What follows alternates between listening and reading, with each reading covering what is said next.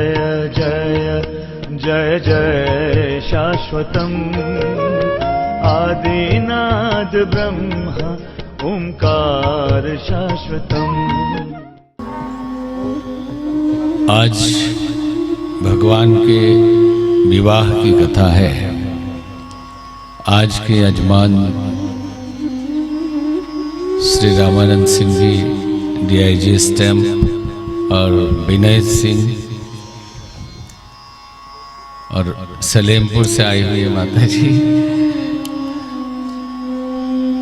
बबलू जी घर पे देख रहे होंगे कहीं।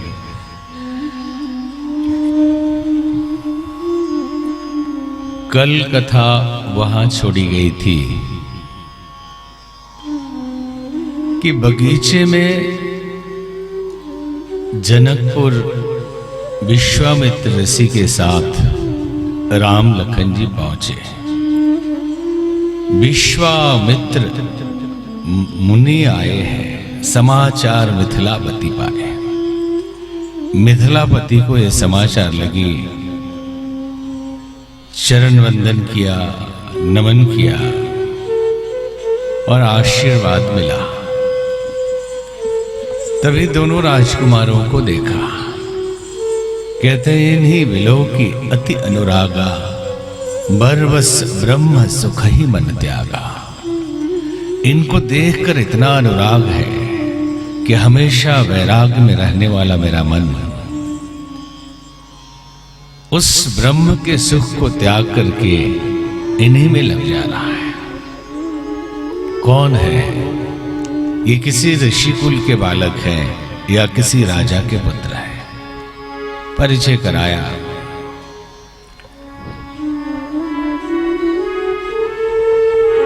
लखन जी के मन में लखन हृदय लालसा विषय की, जाई जनकपुर आइए देखी। कि जनकपुर देख कर आए, रहने का इंतजाम हो गया, वातानुकूलित इंतजाम किया गया। राजा जनक ने सुंदर ठहरने की उनकी व्यवस्था की। प्रभु के भय के कारण लखन जी बोल नहीं पा रहे। भगवान राम गुरुदेव से कहते हैं, नाथ लखनपुर देखन चाहिए। हे नाथ, लखन जी जनकपुर देखना चाहते हैं, आपके भय के कारण बोल नहीं पा रहे। जो राउर आयसु मैं पायो, यदि आपकी आज्ञा मुझे हो तो नगर दिखाई तुरंत ले आओ। कि मैं नगर दिखाकर तुरंत उनको ले आऊं। तो लखन जी जनकपुर देखना चाहते हैं, आप क्यों दिखा के लाएंगे? कई लोग कहते हैं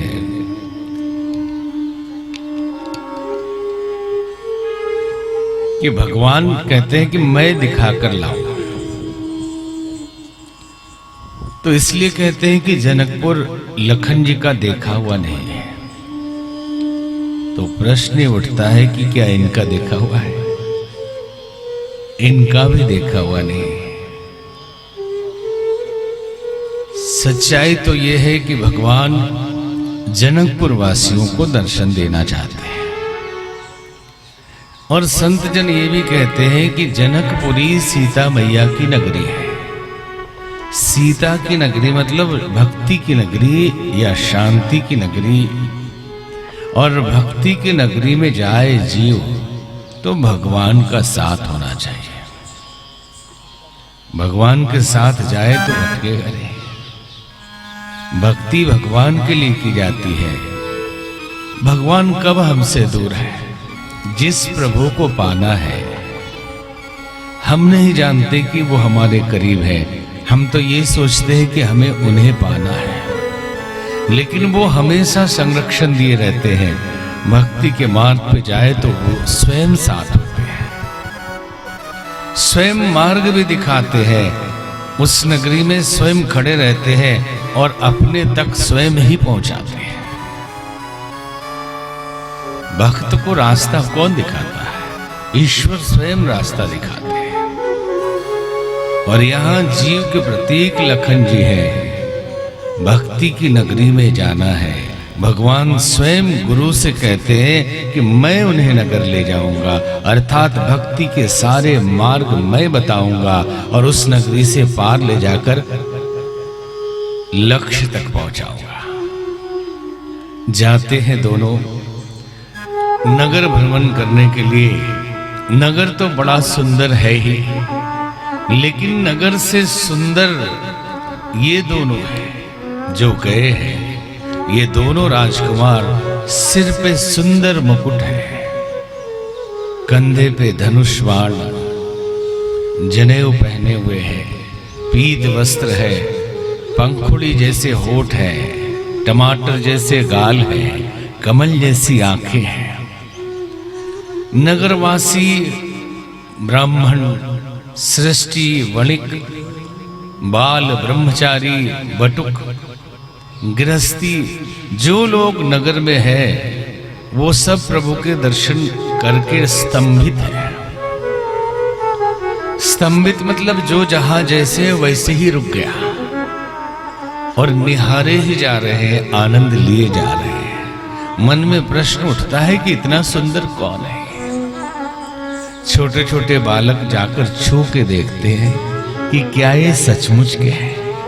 इतना सुंदर कोई सचमुच का हो सकता है। झरोखे से, खिड़कियों से सीता जी की सखियां भी देखती है और वो कहती कि आह, इतने सुंदर राजकुमार। यदि राजा ने ये प्रतिज्ञा न की होती तो कितना अच्छा होता कि सीता जी का विवाह इन्हीं से कर देते। आज ये चले जाएंगे तो फिर दोबारा हम कैसे दर्शन करेंगे। और विवाह हो जाता तो ससुराल लौट के कभी तो आते, तो हम इनके दर्शन करते। नगर भ्रमण किया, सबको भगवान ने दर्शन दिया और आगे बढ़े। लौट कर आए, संध्या बेला हुई, सोने का समय आया तो सबसे पहले गुरुदेव सोने गए। मुनिवर सैन्य किन्न तब जाई, लगे चरण चापन दो भाई। जब सोने गए तो दोनों भाई उनके पैर दबाने लगे। गोस्वामी जी लिखते लिखते उनके आंखों में आंसू आ गए।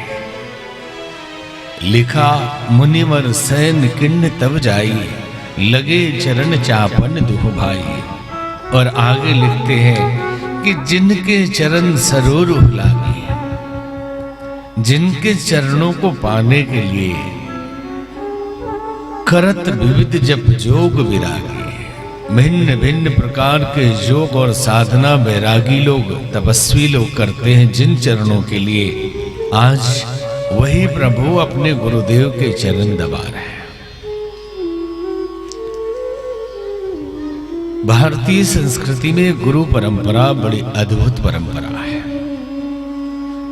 प्रत्यक्ष ईश्वर को तो जो अनुभव कर पाते हैं कर पाते हैं, परमात्मा के दर्शन जो भक्त कर पाते हैं वो कर पाते हैं, नहीं कर पाते तो उनके लिए कहा कि जब तक न कर लो तब तक गुरुर ब्रह्मा गुरुर विष्णु गुरुर्देवो महेश्वरा गुरुर साक्षात परब्रह्म तस्मै श्री गुरुवे।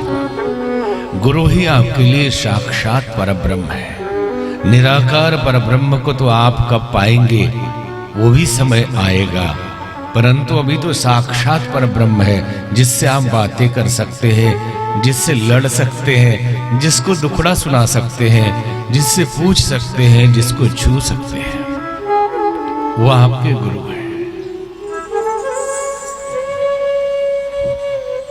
जब ईश्वरीय चेतना इस धरती पे आती है, भगवान का अवतार होता है। यूं तो ईश्वर कण कण में है, निराकार है और उसकी सत्ता से सृष्टि चल रही है, लेकिन मानव रूप में परमात्मा जब आते हैं तो मनुष्य को शिक्षण देने के लिए आते हैं, बिगड़ी हुई व्यवस्था के सुधार के लिए आते हैं। और वो बोलकर उपदेश देकर संतों की तरह सुधार नहीं करते, वो जी कर करके दिखाते हैं कि हम जैसा जी रहे हैं ऐसा जीना सीख लो, और एकदम साधारण मनुष्य की तरह जीवन जीते हैं। राजा के पुत्र हैं, दोनों राजकुमार हैं, वो भी चलकर आए हैं। ऋषि विश्वामित्र भी चल के आए, उनको थकान हुई होगी तो इन बच्चों को भी थकान हुई होगी, लेकिन वो पहले सो गए और उनके पैर ये दोनों दबा रहे। तथा कथित गुरु में श्रद्धा कम होने वाले लोग अगर होते, आज के तथाकथित पैसे वाले शिष्य लोग, तो राजा जनक को कहते कि राजन, गुरुजी सो रहे हैं, कोई नौकर चाकर भेज दीजिए, थोड़ा उनका पैर दबा दे। गुरुजी के पैर दबाने के लिए कोई आदमी बुला दीजिए, हम लोग तो थके हुए और हम राजा के पुत्र हैं, हम गुरु के पैर दबाएंगे। लेकिन ऐसा नहीं कहा।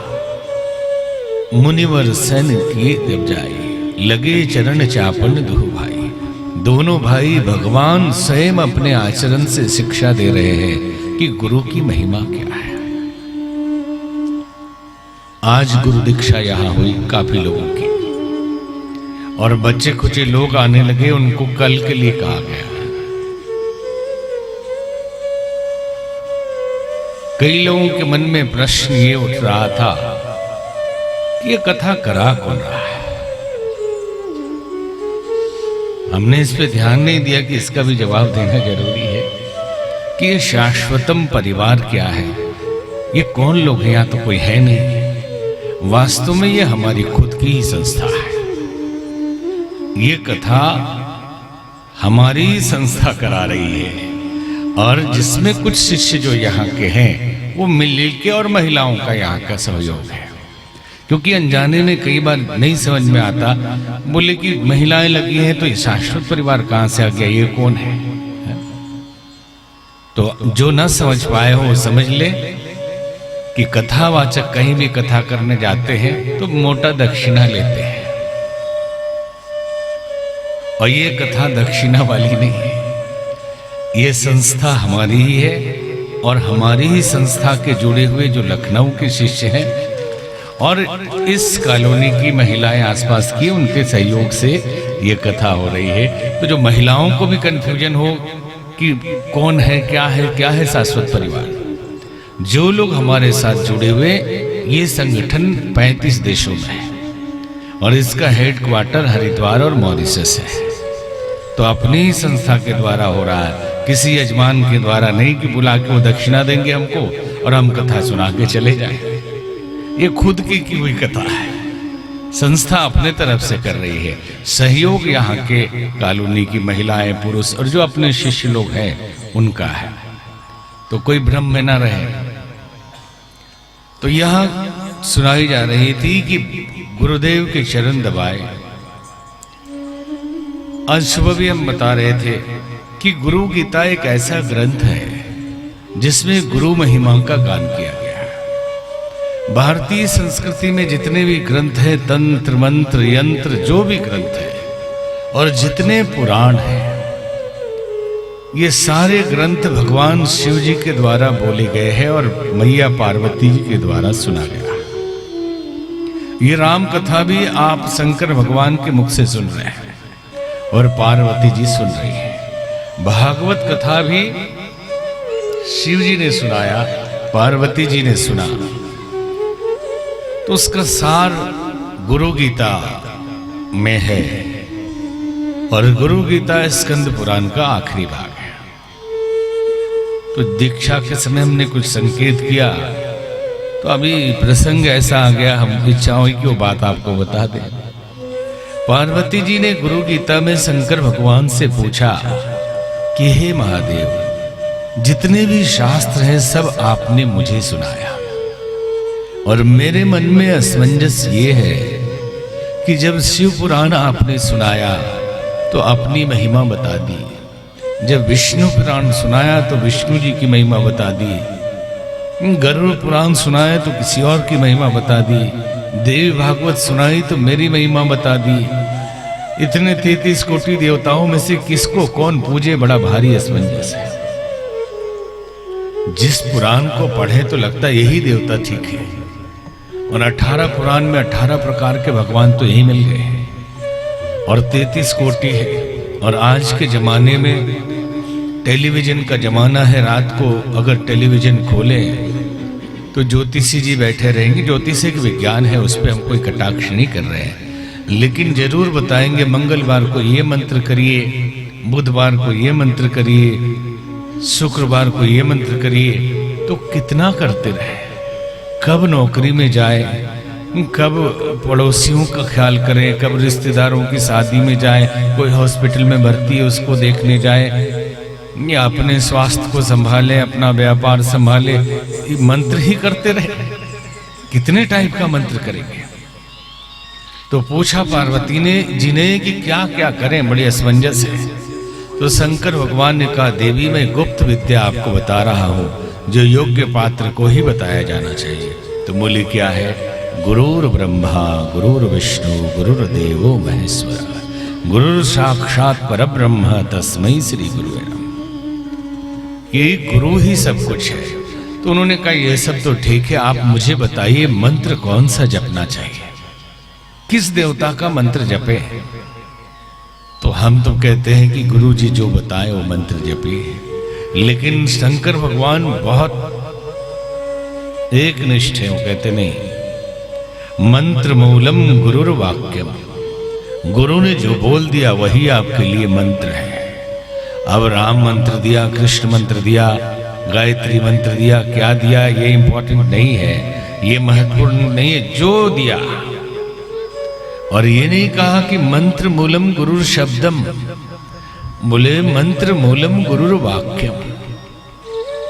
अगर गुरु ने जी ने कह दिया कि आप कभी उपवास मत करना, तो आप कहेंगे नहीं हमारी तो आदत है, हम तो गुरुवार को खाते नहीं है कुछ, संडे को भी उपवास करते हैं, नहीं चलेगा। मंत्र मूलम गुरुर वाक्यम, जितना कह दिया उतना ही करना है, और उसी से आपको मोक्ष मिलने वाला है। गुरुजी ने कहा किसी फंक्शन में आप जूता चप्पल संभालिए, और किसी को कहा यहां फूल बांटिए। अब वहां वाले चिढ़ गए कि वाह वाह, उसे तो वहां बिठा लिया, हमें जूता चप्पल में लगा दिया। आपको मोक्ष उसी से मिलेगा जो गुरु ने कहा है, आपके लिए वही मंत्र है। तो पूछा कि ध्यान किसका करें? तो शंकर भगवान कहते हैं ध्यान मूलम गुरुर्मूर्तिम, गुरु जी का ध्यान करिए, 33 कोटि देवता का ध्यान हो जाएगा। और दूसरा अर्थ है, गुरु का अर्थ है श्रेष्ठ। दुनिया में जितनी श्रेष्ठतम चीजें हैं उनका चिंतन करिए, वही ध्यान है। जो गुरुता है, लघुता का चिंतन मत करिए, गुरु का ध्यान करिए, श्रेष्ठ का ध्यान करिए, और अपने गुरु का ध्यान करिए। पूजा किसकी करें? तो कहा पूजा मूलम गुरु पदम, अपने गुरु चरणों की पूजा करिए। और हम तो कहते गुरु जी जिसकी बताएं उसकी करिए, लेकिन वो तो शंकर भगवान तो एकदम रुके हुए कि नहीं। तो मोक्ष कैसे मिलेगा? मोक्ष मूलम गुरु कृपा, गुरु की कृपा से मोक्ष मिलेगा। तो किसी ने कहा ये सब पंडित जी लोगों का टंट है, उन्होंने ये किताबें लिखी है और अपना पुजवाने के लिए लिख दिया कि मोक्ष मिल जाएगा गुरु जी की कृपा से। जब यज्ञ होता है तो अग्नि मंथन होता है, अग्नि मंथन से अग्नि प्रकट होती है, और उस प्रकट अग्नि से यदि एक दिया जलाया तो अब दूसरे दियों को जलाने के लिए क्या फिर से अग्नि लकड़ी घिसना पड़ेगा? जलते हुए दिए से हम दूसरे दिए को जला देते हैं। अर्थात एक बार तपस्या करके तपस्वी अगर ज्ञान अग्नि को प्रज्वलित करता है, ज्ञान ज्योति को जगाता है, तो अगर कोई ठीक दिया पात्र योग्य शिष्य आया, केवल स्पर्श मात्र से उसकी भी अंतर ज्योति जल सकती है और जल जाती है। 3 तरह के दिए हैं, एक जला और जलता रहा, दूसरा खूब तेज जला और बुझ गया, तीसरा गर्म होकर रह गया लेकिन जला नहीं। ये 3 तरह के दिए कौन है? एक दिया है जिसमें तेल और बत्ती पूरा है। तेल का मतलब है श्रद्धा गुरु के प्रति और भगवान के प्रति। एक निष्ठ भाव से अगर आप श्रद्धा रखेंगे तो परमात्मा आपके ऊपर कृपा करेगा। मन भटकाते रहेंगे क्योंकि बाजार में बहुत कुछ देखकर हमारे गुरुजी है, वो वाले गुरुजी तो ज्यादा चमक दमक है, अब तो हम इनके शिष्य हो गए हैं, क्या करें, वो वाले ज्यादा पावरफुल है। बाहरी वैभव बढ़ जाना किसी तपस्वी के तपस्या की निशानी नहीं। और कई लोग कहते हैं जो बहुत मेंटेन रहते हैं, बहुत गंभीर रहते हैं, बात ही नहीं करते, कथा करके चुपचाप हो जाते हैं, शायद वो वाले बड़े हो। शास्त्र तो कहते हैं कि साधु वो बड़ा है जो बालक है, जो बाल स्वभाव है, जिसका सब वैभव पाने के बाद भी, सारी कीर्ति पाने के बाद भी, जो बचपना जिसमें ना हो लेकिन बालपन हो, लाइक चाइल्ड हो, चाइल्डिश ना हो। विकार तो सारे उम्र बढ़ते बढ़ते आते जाते हैं, बच्चों के जैसा जिसका स्वभाव हो, ज्ञान परम हो लेकिन स्वभाव बालक जैसा हो। तो दिया जला एक, जैसे ही तेल और बत्ती, तेल श्रद्धा है और बत्ती विश्वास है। स्पर्श किया जल गया, और जैसी रोशनी वो पहले वाला दिया दे रहा था, ये जो गुरु जी का प्रकाश था, शिष्य भी उतना ही प्रकाशित करने लगा। दूसरा दिया जला, और जला खूब तेज जला, वो गुरु जी वाले से भी तेज जला और बुझ गया। ये तेल नहीं थी, केवल बत्ती थी, विश्वास था, श्रद्धा नहीं थी, जल के बुझ गया। और तीसरा ढक्कन, न तेल न बत्ती पास में जाए, गर्म हो जाए लेकिन जले ही नहीं। ये तीन प्रकार के शिष्य होते हैं। एक शिष्य का समर्पण, उसकी श्रद्धा उसे निहाल कर देती है। कहते हैं बेल ऊंचाइयां छू गई वृक्ष की, बेल ने वृक्ष का जब सहारा लिया। लता अपने चले तो कितने ऊपर जाएगी, जब वृक्ष के सहारे जाती है तो वृक्ष से भी ऊपर उठ जाती है।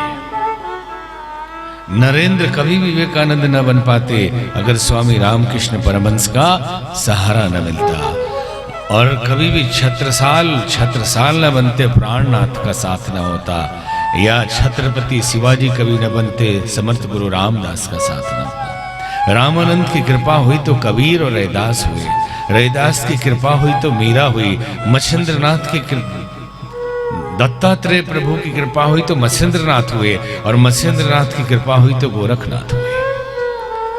पूरी श्रृंखला गुरु शिष्यों की परंपरा भारतीय संस्कृति में है। तो तीन तरह के शिष्य, एक तो जलता ही रहता है और स्वयं गुरुत्व को प्राप्त कर लेता है। दूसरा विश्वास है, श्रद्धा नहीं, तो थोड़े दिन के लिए जला तो कहता अरे थोड़े दिन तो ठीक लगा हमको, लेकिन अरे गुरु जी कोई खास आदमी थोड़े, आम आदमी है, खाना खाते हैं, भूख लगती है, बीमार भी पड़ते हैं, दवाई भी खानी पड़ती है, थक जाते हैं, तनाव भी इनको रहता है। हमने देख लिया भाई, शुरू में लगता था कि ठीक है, लेकिन अब समझ गए हम, ये तुरंत जल के बुझ जाने वाले हैं। और तीसरे प्रकार के जो है न श्रद्धा न विश्वास, ढक्कन, वो गर्म हो जाते हैं लेकिन जलते नहीं कभी। ये कौन है? बोले 10 साल से देख रहे हैं, हमको तो कुछ समझ में नहीं आया कि कोई खास बात है। कुछ नहीं जी, आम लोग हैं, कथा प्रवचन सुनाते हैं, कुछ है, जिंदगी चल रही। जैसे गृहस्थी लोग नौकरी पैसे के लिए परेशान रहते हैं, लोग भी परेशान रहते हैं। गुरुजी में कोई खास बात होता तो बात थी अलग, कोई चमत्कार दिखाते। ये ढक्कन लोग हैं। हमारे गुरुदेव कहा करते थे कि नाई हमारा दाढ़ी बनाने रोज आता है, रोज छूता है, वो ऋषि मुनि बन जाएगा क्या?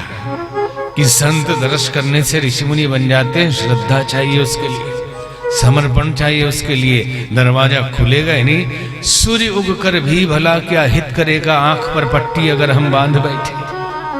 सूरज उग के भी क्या करेगा, पट्टी बांधी हुई तो अंधेरा ही दिखेगा ना। खिड़की खोली नहीं, सूरज निकला हुआ है और अंधेरे में बैठे हुए। तो श्रद्धा और विश्वास से खिड़की खुलती है। तो कहते थे कि छिपकली भी हमारे कमरे में है, रोज दर्शन करती है, ये ऋषि मुनि हो जाएगी। मच्छर भी खून पीता है, ये संत हो जाएगा?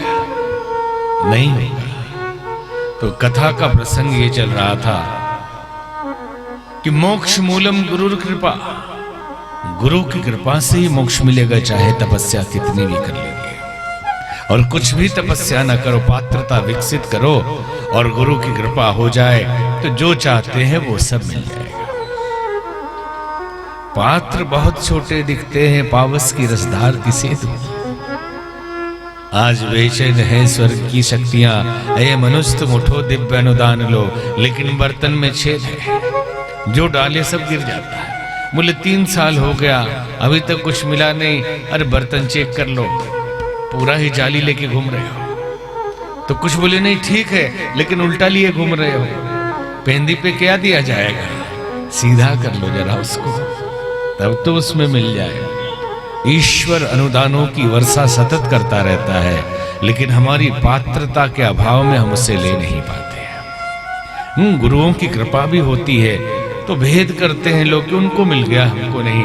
उनकी जरूर कोई पात्रता है जिसके कारण उन्होंने उसे ले लिया। दे तो सबके लिए रहे हैं बराबर, आप लेने की स्थिति में नहीं है तो पकड़ के जबरदस्ती कहां दे। आप लेने के लिए तो तैयार हो जाए। जिनके चरण सरोरुह लागी, करे विविध जप जोग विरागी। जिनके चरणों की सेवा के लिए विविध प्रकार के जोगी वैरागी तपस्या करते, आज वही अपने गुरुदेव के चरण दबा रहे हैं। फिर राम जी शयन करने गए तो लक्ष्मण जी पैर दबाने लगे। और प्रातः काल सबसे पहले लखन जी उठे, तैयार हुए, भैया को जगाए और वो जगे। फिर तैयार होकर नमन करके गुरुदेव के लिए पूजा के लिए फूल लाने गए। पुष्प वाटिका में गए फूल लाने। साधारण नादान दुर्बुद्धि युक्त शिष्य हो तो यही कहेगा कैसे गुरुजी हैं, अभी तक सो रहे हैं, इनसे पहले तो हम ही तैयार हो गए, हमसे पहले सोए थे और अभी तक सो ही रहे हैं, हम तो देखो अभी तैयार हो गए। अरे गुरु को तो पहले उठना चाहिए, साधना करनी चाहिए। और इनको तो बहुत पूजा पाठ करते भी नहीं देखा हमने, ये कब करते हैं। अरे भाई केजी क्लास का विद्यार्थी एबीसीडी पढ़ता है, प्रोफेसर भी एबीसीडी पढ़ेगा। और केजी वाला बोले प्रोफेसर साहब आपको तो एबीसीडी पढ़ते हमने कभी देखा नहीं, मोटी मोटी किताब लेके केवल कभी कभी ऐसे करते हैं। अब वो प्रोफेसर हो गए हैं, उनके पढ़ने का तरीका अलग है। आप एबीसीडी अभी पढ़ रहे हैं, जो आप पढ़ रहे हैं, जो आपको बताया गया वही थोड़े वो पढ़ेंगे, उन्होंने पढ़ लिया है पहले। तो जो शिष्य को सिखाया अभी करने के लिए वही काम गुरुजी करें जरूरी थोड़े है। उनके ध्यान की पद्धति बदल चुकी, उनकी साधना की पद्धति बदल चुकी, और सोचते हैं कि अरे गुरुजी को तो देख, हमको तो बोलते 5 माला करो, अपने कब करते हैं। ये भी भ्रम। ऐसे तो गुरु लोग साधना करते ही है, लेकिन कई बार भ्रम ये होता है शिष्य लोग कि हमसे बाद में उठते हैं, इनके लिए हम फूल लाने जा रहे हैं और ये अभी तक सो रहे हैं। कैसे गुरु हैं भाई। लेकिन भगवान ने ऐसा नहीं किया, वो सिखा रहे हैं अपने आचरण से कि हमने जो किया वो करो तो मिलेगी कृपा। चले गए बगीचे में फूल तोड़ने, तही अवसर सीता तह आई। उसी अवसर में सीता जी को उनकी मैया ने गौरी पूजन के लिए पुष्प वाटिका में भेजा। वहीं पे वो मंदिर था और वो अपनी सखियों के साथ वहां पहुंची। बगीचे में सखियों ने, कुछ सखियों ने फूल तोड़ रही हैं साथ में और कुछ सखियां इधर उधर घूम रही हैं। उन्होंने राम जी और लखन जी को देखा और देखने के बाद जाकर वहां बताती हैं कि हमने किसे देखा है। देखन बाग कुंवर दुइया, देखन बाग कुंवर दुइया, मैं किशोर सब भांति सुहाए, मैं किशोर सब भांति सुहाए। श्याम गौर की मैं कहूँ बखानी, श्याम गौर की मैं कहूँ बखानी, गिरा अनयन नयन बिनु बानी, गिरा नयन नयन बिनु बानी। सुनहर सी सब सखी सयानी, सुनिहर सी सब सखी सयानी। सियहि अति उत कंठा जानी। सियहि अति उत्कंठा जानी। एक कहाई सुत दयानी। एक कहाई सुत दयानी।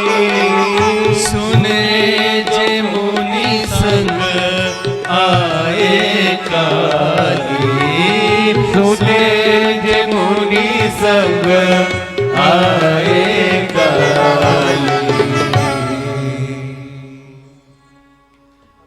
देखन बाग कुंवर दुई आए। बगीचे को देखने दो कुंवर आए। बै किशोर सब भांति सुहाए। युवा है, तरुण है, हर प्रकार से सुंदर है। जिसने देखा वो बोल नहीं सकता, आंखें बोल नहीं सकती, और जो बोलती है उसने देखा नहीं। गिरा नयन नयन विनुवानी। श्यामल गौर किमी करो बखाने। सांवले और गोरे वो इतने सुंदर हैं, उनकी क्या बखान करूं। एक कहे नृप सुत तैयारी। राजा के पुत्र है, सुना है मुनि के संग कल ही आए हैं। बताया इधर भगवान राम पुष्प तोड़ रहे हैं। राम जी ने सीता जी को देखा और देखकर कहते हैं लखन जी से, तात जनक तनया यह सोई।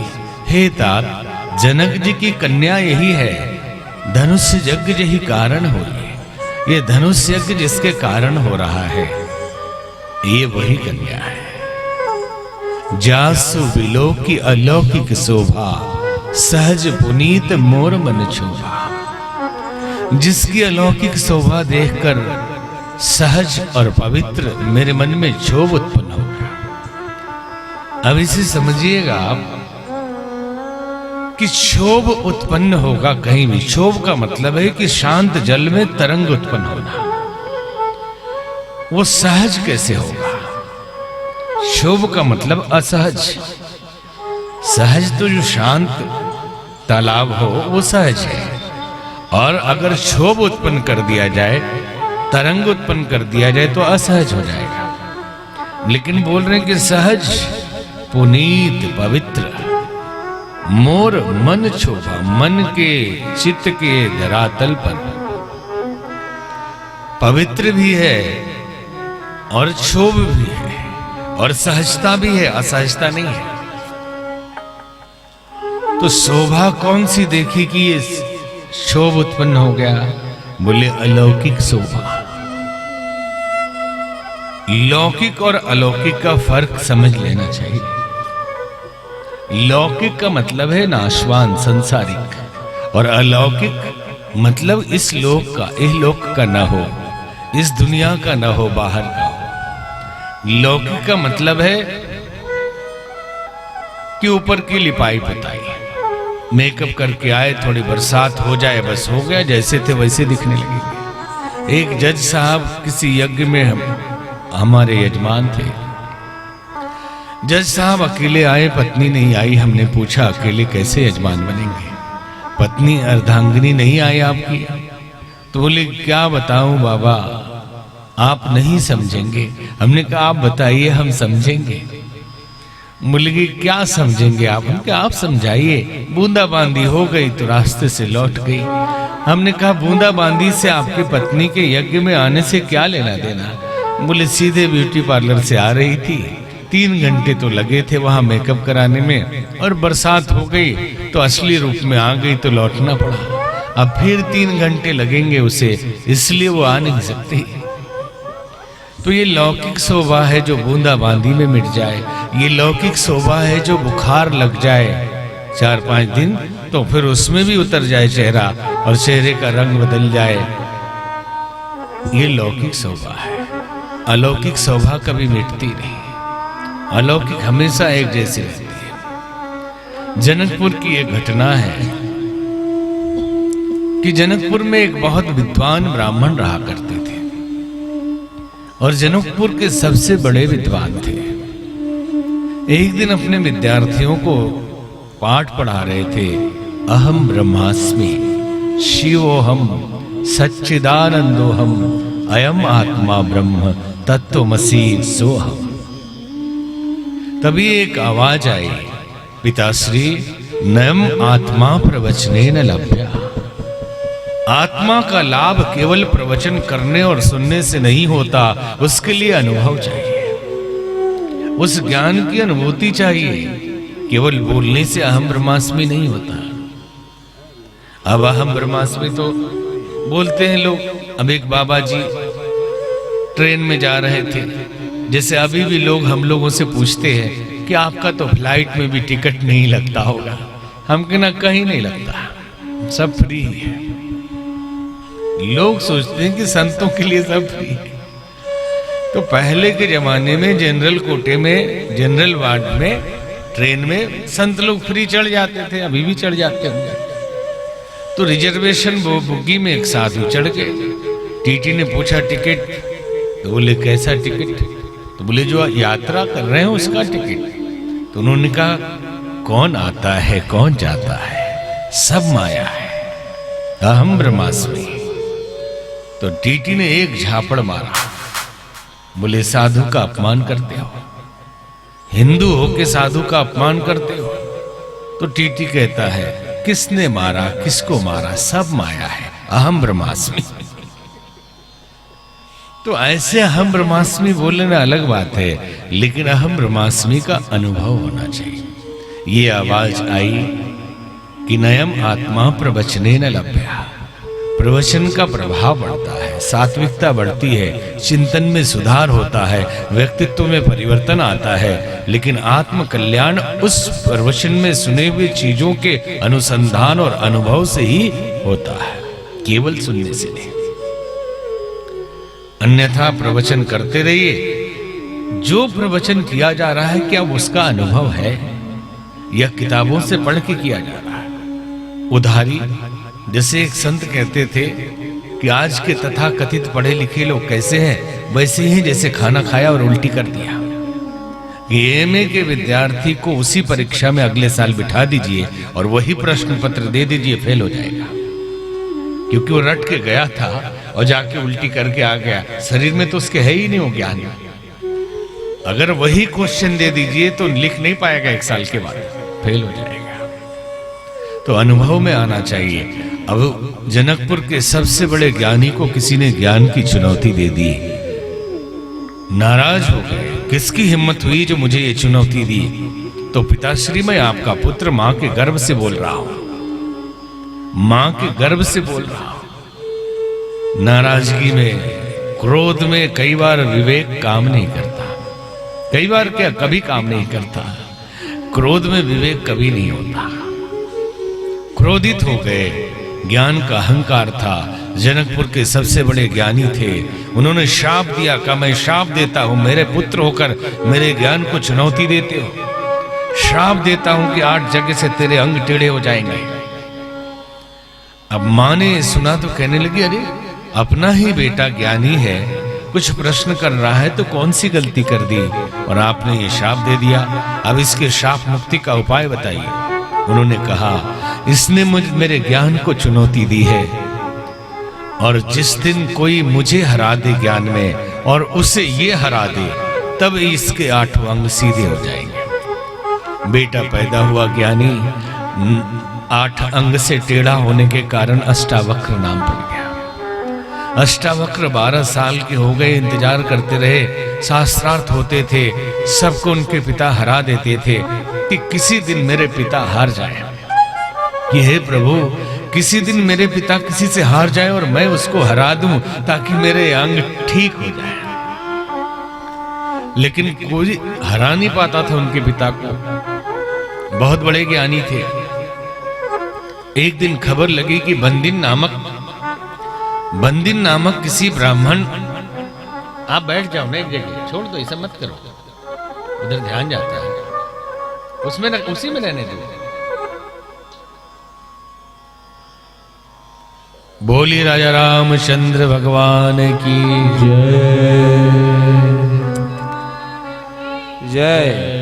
बंदिन नामक किसी ब्राह्मण से उनके पिताजी हार गए। ये खबर जैसे लगी अष्टावक्र के खुशी का ठिकाना नहीं। आनंद से झूमने लगे और दौड़े हुए सीधे राज दरबार की ओर बढ़े कि मैं जाऊंगा, उस ब्राह्मण को हरा दूंगा और आज मेरे 8 अंग सीधे हो जाएंगे। ये जो शरीर कुरूप है, टेढ़ा है, ये सब सीधा हो जाएगा, मैं उसको हराऊंगा। जैसे ही राज दरबार में पहुंचे अष्टावक्र, बड़े से बड़े एक से एक ज्ञानी विद्वान सभा में बैठे थे। कई राजा बैठे थे, राजा जनक भी वहां विद्यमान थे। जैसे ही अष्टावक्र वहां पहुंचे, 8 अंग से टेढ़ा मेढ़ा कुरूप शरीर देखकर सारे विद्वान हंसने लगे, जोर जोर से हंसने लगे। अरे देखिए कौन आ गया, ये टेढ़ा मेढ़ा ऐसा भी शरीर होता है, कहां से घुसा चला आ रहा है इस राज दरबार में। ऐसी ऐसी बातें होने लगी। जैसे ही उन लोगों ने हंसना बंद किया, अष्टावक्र ने हंसना शुरू किया। जब अष्टावक्र ने ठहाके लगाए तो राजा जनक भी आश्चर्यचकित हो गए। उन्होंने कहा, बालक, आपके हंसने का कारण क्या है? उसने कहा, राजन, आपने इन विद्वानों से नहीं पूछा उनके हंसने का कारण। बोले, इनके हंसने का कारण तो मैं समझ सकता हूं, आपके टेढ़े मेढ़े कुरूप शरीर को देखकर इनको हंसी आ गई। आपको क्यों हंसी आई? तो अष्टावक्र ने कहा, राजन, मुझे हंसी इसलिए आई कि मैं गलत जगह पे आ गया। ये सोचकर मुझे हंसी आई क्योंकि मैंने सुना था कि विद्वानों की सभा है और ये अज्ञानियों की सभा में मैं आ गया, इसलिए मुझे हंसी आ गई कि यही राजा जनक का दरबार है और यही इनके ये विद्वान हैं। अज्ञानियों की भीड़ को लेकर राजा जनक शास्त्रार्थ कर रहे हैं और ऐसे अज्ञानियों के साथ बैठे हुए हंस रहे हैं, इस पे मुझे हंसी आ गई। बोले, अज्ञानी, ऐसा कैसे बोल रहे हो? ये बड़े ज्ञानी लोग हैं। अष्टावक्र ने कहा, एक भी ज्ञानी नहीं है। तो कैसे? ये सब के सब शर्म पार किए। इन्होंने मेरे कुरूप स्थूल शरीर को देख लिया, मेरे भीतर की दिव्यता इनको दिखाई नहीं पड़ी, मेरे भीतर का दिव्य ज्ञान इनको दिखाई नहीं पड़ा, मेरे भीतर की अलौकिक आत्मा इनको दिखाई नहीं पड़ी, लौकिक कुरूप शरीर इनको दिखाई पड़ गया, इनको हंसी आ गई। ये विद्वान है। विद्वान तो आत्मा का पारखी होता है। बाहरी न जाति पाति, अमीरी गरीबी या बाहर के कुरूप या सौंदर्य, इसमें तो विद्वान जाता नहीं, वो तो उसके ज्ञान पे जाता है। तो हमारे अंदर का अलौकिक ज्ञान इनको समझ में नहीं आया और नाराज होकर अष्टावक्र वहां से चले कि इन अज्ञानियों से मैं शास्त्रार्थ नहीं कर सकता, भले ही मेरे अंग टेढ़े रहे। चले गए। राजा जनक रात भर सो नहीं पाए, रात भर रोते रहे कि मुझसे भूल हो गई। मैं तो शास्त्रार्थ इसीलिए करवा रहा था कि कोई ज्ञानी गुरु मिल जाए, कोई सदगुरु मिल जाए जिसका शिष्य मैं बन जाऊं, तो शास्त्रार्थ में पता चलेगा कि कौन ज्ञानी है, वही मेरा गुरु होने लायक है। अब तो गुरुदेव मिल गए गुरुदेव। 12 साल की उम्र के बालक प्रातः काल उठे, रथ मंगाया और ढूंढने लगे कि कहाँ है गुरुदेव। देखा 12 साल का लड़का टेढ़ा मेढ़ा चला आ रहा है, चरण पादुका फेंकी, रथ से कूदे, दौड़ के गए, साष्टांग चरणों में गिर गए, रोने लगे और कहने लगे, एतत मम ब्रोहि प्रभु, एतत मम ब्रोहि प्रभु, हे प्रभु, मेरे लायक जो ज्ञान है वो दीजिए। मैं आपका शिष्य, जैसे अर्जुन भगवान कृष्ण कहता है, शिष्यस्ते हम साधि माम ताम प्रभु, मैं आपका शिष्य हूं, आप मेरे लिए ज्ञान दीजिए। तो जनक अष्टावक्र से कहने लगे कि मैं आपका शिष्य हूं, मुझसे भूल हो गई, कल मैंने आपको बालक कहा, ये मेरा अपराध है, आप मुझे ज्ञान दीजिए। तो अष्टावक्र ने ज्ञान दिया और उसी ज्ञान को महागीता कहा जाता है, जो गीता से भी बड़ी गीता है। और अष्टावक्र ही जनक के गुरु हुए। जासु बिलो की अलौकिक शोभा, जिसकी अलौकिक शोभा को देखकर मन में क्षोभ उत्पन्न हुआ। बोलिए राजा रामचंद्र भगवान की जय।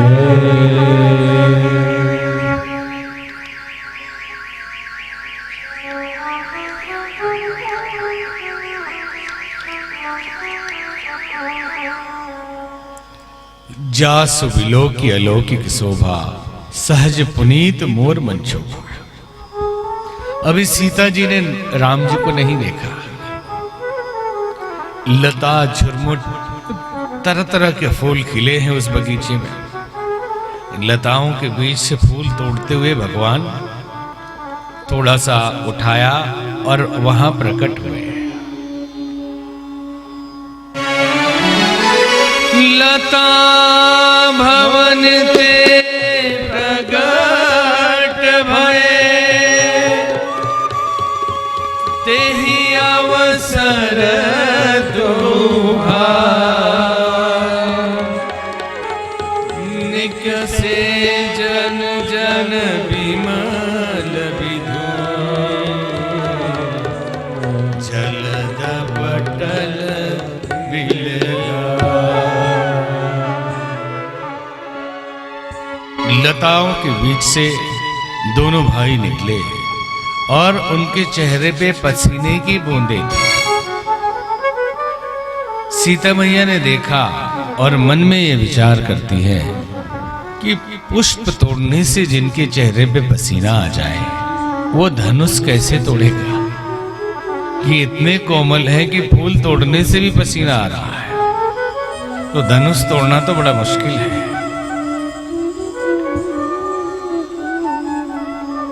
और कुछ है क्या वहां? तो बैठे रहिए, कोई बात नहीं।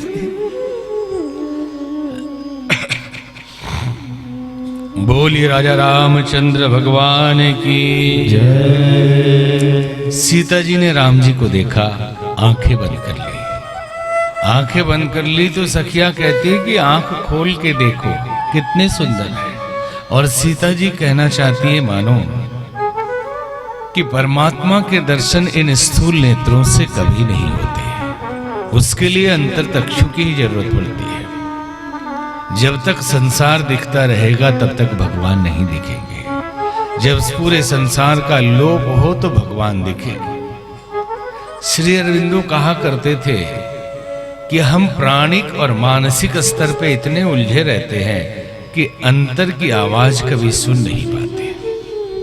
जब इन्हें शांत कर लें तो भीतर से भगवान बोलने लगे। वो तो हमेशा बोलता है, वो तो कहता है पास रहता हूं तेरे सदा मैं, अरे तू नहीं देख पाए तो मैं क्या करूं। मैं तो तेरे पास हूं, तेरे अंदर ही हूं, बार बार आवाज देता हूं, लेकिन मानसिक हलचल इतना है कि हम उसे सुन नहीं पाते। पूजन के लिए भवानी मैया के गई पार्वती जी और कहते हैं कि देहातों में जानबूझकर यह हम आपको भोजपुरी गाने कुछ सुनाएंगे, क्योंकि दूसरे शहरों में जहां भोजपुरी नहीं समझते हम लोग वहां की भाषा में सुनाते हैं, तो यहाँ परसेंटेज ज्यादा है जो समझ सकते हैं। तो गांव में पूर्वांचल के कहा जाता है, एक गाना गाते हैं कि जब पार्वती जी गई तो उनकी माता जी ने भेजा फूल तोड़ने के लिए, तो राम जी वहीं आ गए और पार्वती जी को नींद आ गई। इनको सीता मैया गई तो सीता जी को नींद आ गई और वहीं बगीचे में सो गई। तो जाकर राम जी कहते हैं कि मालिन की बिटिया यहाँ क्या कर रही हो? बोले मालिन की बिटिया मैं नहीं हूँ, मैं तो जनक जी की बेटी हूँ। बोले अच्छा जनक जी की बेटी हो तो और आप कौन? तो बोले मैं राजा दशरथ का बेटा हूँ। तो बोले अगर सचमुच राजा दशरथ के पुत्र हैं तो जरा वेद पढ़ के बताइए। तो बोले पोथी मेरी बनारस छूट गई है और मैं तो आपके कारण यहाँ आ गए।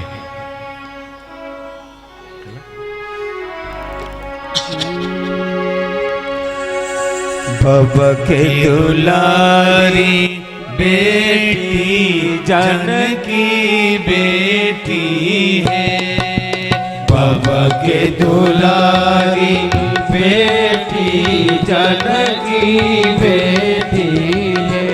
अम्मा दहली डाला वरे बिना से जाओ बेटी भूलवा लो रे। बाबा के दुलारी बेटी जानकी बेटी है, बाबा के दुलारी बेटी जानकी बेटी है। दिहली डाला मारे बिना से जाहू जाहू बेटी फूलवा लोड़े। बाबा के दुलारी बेटी जानकी बेटी है। बाबा के दुलारी बेटी जानकी बेटी है।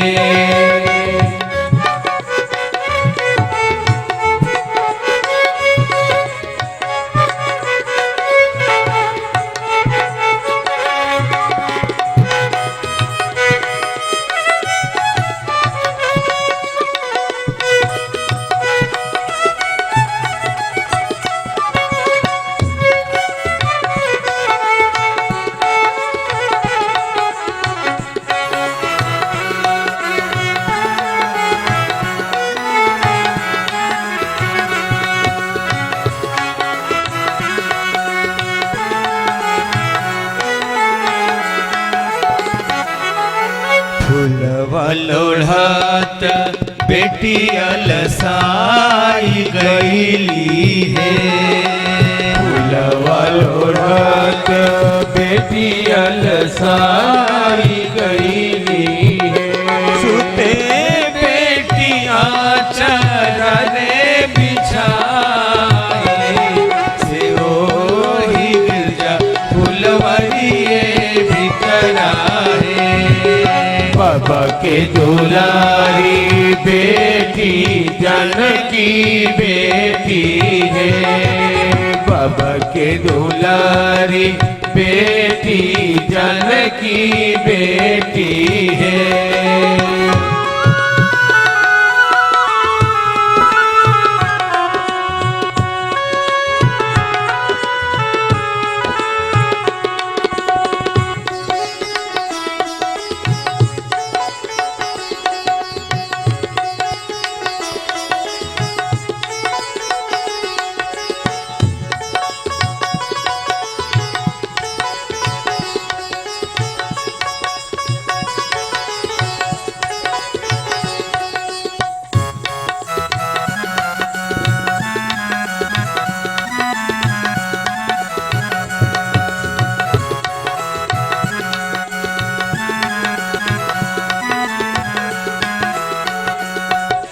फूलवा चढ़ल अइले रामचंद्र दुल्हा है।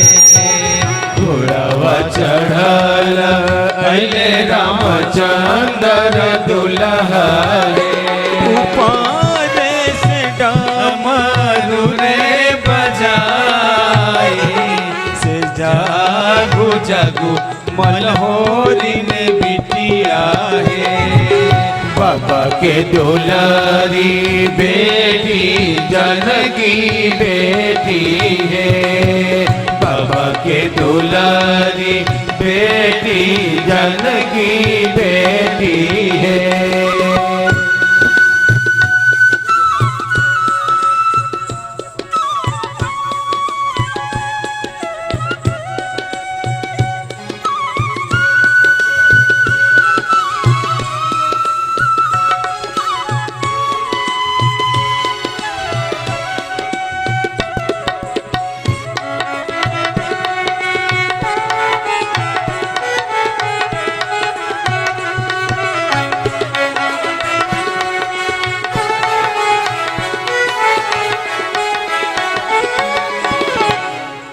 मालिन होखो तोहरी सुंदर बहिनिया है। मालिन होखो तोहरी सुंदर बहिनिया है। माता जनक जी के लाडो से फूलवा लोढ़े फुलवरिए आईनी है। बाबा के दुलारी बेटी जानकी बेटी है। बाबा के दुलारी बेटी जानकी बेटी है।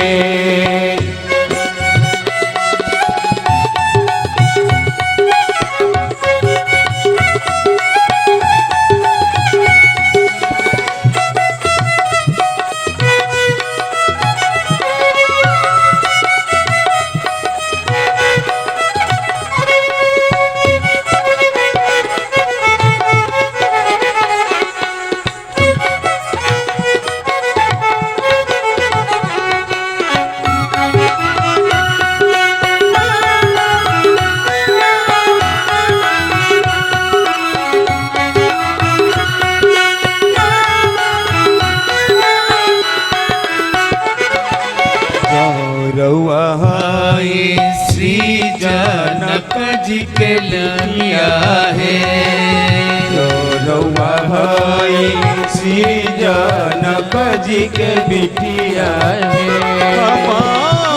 दशरथ जी के लाल से रउए लोग में आई गई है। बाबा के दुलारी बेटी जानकी बेटी है।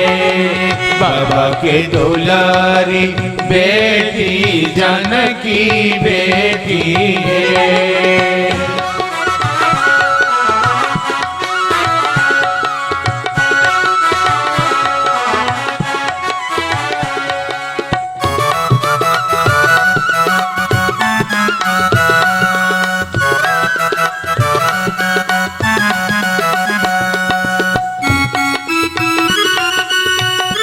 हरि बोल।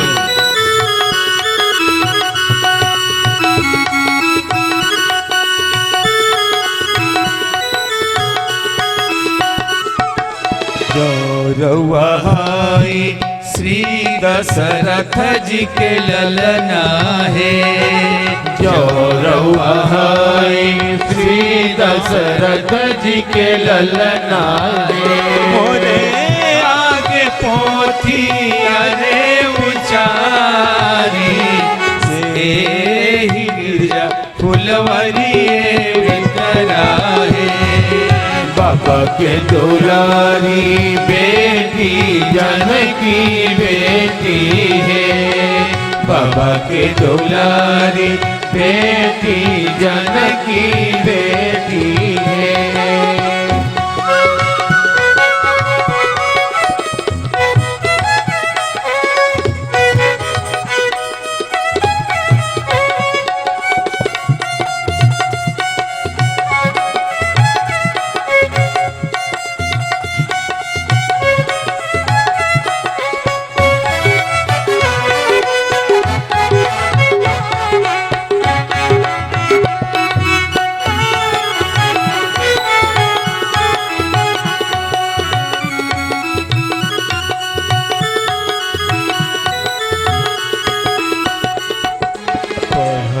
लिखल सब भूलाई गईनी है। पढ़ल लिखल सब भूलाई गईनी है। पोथी मोरी छूटल रे बनारस से रउरे आगे शरणागत भईनी है। बाबा के दुलारी बेटी जानकी बेटी है। बाबा के दुलारी बेटी जानकी बेटी है। बाबा के दुलारी बेटी जानकी बेटी है। बाबा के दुलारी बेटी जानकी बेटी है। बोलिए राजा रामचंद्र भगवान